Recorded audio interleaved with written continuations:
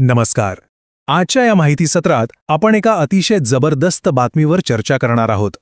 भारत सरकारची एक अत्यंत प्रतिष्ठेची आणि महाकाय अशी भरती प्रक्रिया नुकतीच जाहीर झाली आहे. स्टाफ सिलेक्शन कमिशन म्हणजेच SSC मार्फत 2026 साठीची कंबाइंड ग्रॅज्युएट लेव्हल भरती मोहीम आता सुरू झाली आहे. सरकारी नोकरीचं स्वप्न उराशी बाळगून असणाऱ्या प्रत्येकासाठी ही अक्षरशः एक सुवर्ण संधी आहे. 12,256. होय, अगदी बरोबर ऐकलं तुम्ही. SSC अंतर्गत तब्बल 12,256 संभाव्य रिक्त पदांसाठी ही भरती होणार आहे.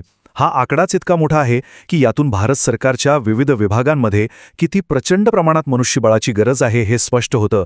त्यामुळे तुमची सरकारी सेवेत रुजू होण्याची शक्यता आता अनेक पटींनी वाढली आहे. चला तर मग या सादरीकरणात आपण नेमक्या कोणत्या गोष्टींचा आढावा घेणार आहोत ते थोडक्यात पाहूया. आपण नोकरीचा सर्वसाधारण आराखडा, प्रमुख पदे, पात्रता, पगार आणि ठिकाण, अर्ज करण्याची नेमकी प्रक्रिया आणि शेवटी उमेदवारांसाठीचे पुढचे टप्पे या सगळ्या गोष्टींवर सविस्तर चर्चा करणार आहोत. तर सुरुवात करूया आपल्या पहिल्या टप्प्यापासून. या नोकरीचा नेमका आवाका काय आहे? यात प्रामुख्याने ग्रुप B आणि ग्रुप C पदांचा समावेश आहे. आपण पाहू शकता स्टाफ सिलेक्शन कमिशनचा हा अधिकृत लोगो. हे चिन्हच या भरतीची विश्वासार्हता आणि भारत सरकारचा अधिकृत शिक्कामोर्तब दर्शवतं. थोडक्यात सांगायचं तर ही काही साधीसुधी नोकरी नाही, तर थेट केंद्र सरकारच्या मंत्रालयांमध्ये आणि महत्त्वाच्या विभागांमध्ये काम करण्याची ही संधी आहे. आता वळूया दुसऱ्या महत्त्वाच्या टप्प्याकडे. यात नेमकी कोणती पदे आहेत आणि त्यांच्या जबाबदाऱ्या काय असतील? या स्लाइडवर नजर टाकली तर तुमच्या लक्षात येईल की इथे पदांमध्ये किती प्रचंड विविधता आहे. म्हणजे विचार करा, कॅग सारख्या अत्यंत महत्त्वाच्या संस्थेत असिस्टंट ऑडिट ऑफिसरपासून ते थेट CBI आणि NIA मधील सब इन्स्पेक्टरसारख्या धडाकेबाज पदांपर्यंत इथे संधी आहेत. याशिवाय इन्कम टॅक्स इन्स्पेक्टर, कस्टम्समधील preventive officer, junior statistical officer अशी एकापेक्षा एक वरचढ पदे येथे उपलब्ध आहेत. नावातच एक रुबाब आहे, नाही का? पण आता तुमच्या मनात साहजिकच प्रश्न आला असेल की या जबरदस्त नोकरीसाठी पात्रता काय लागते? तर तोच आपला तिसरा टप्पा आहे.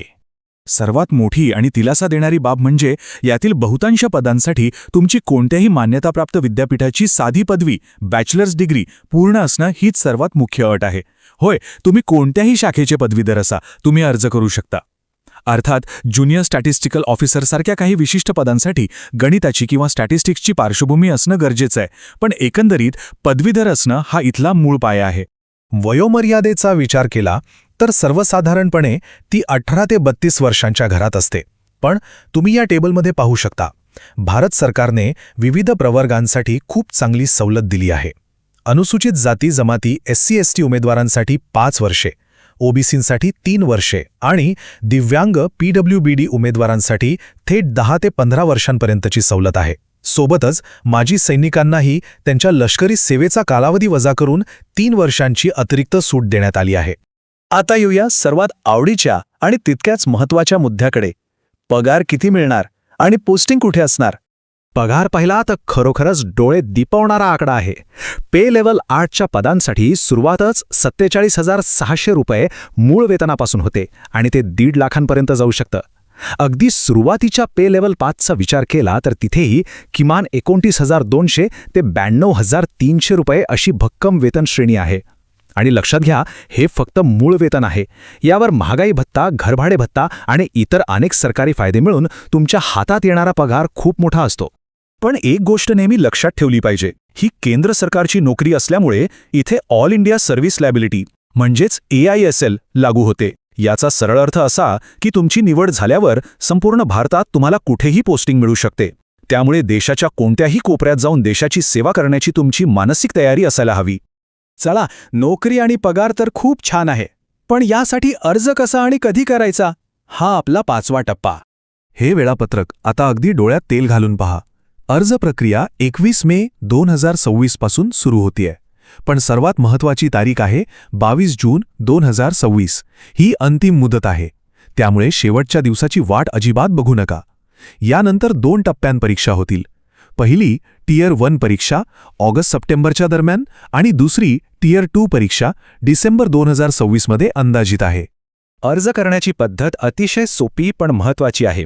इथे एक मोठी अपडेट अशी आहे की तुम्हाला SSCच्या नवीन ssc.gov.in या वेबसाईटवर नव्याने वन टाईम रजिस्ट्रेशन OTR करावं लागेल.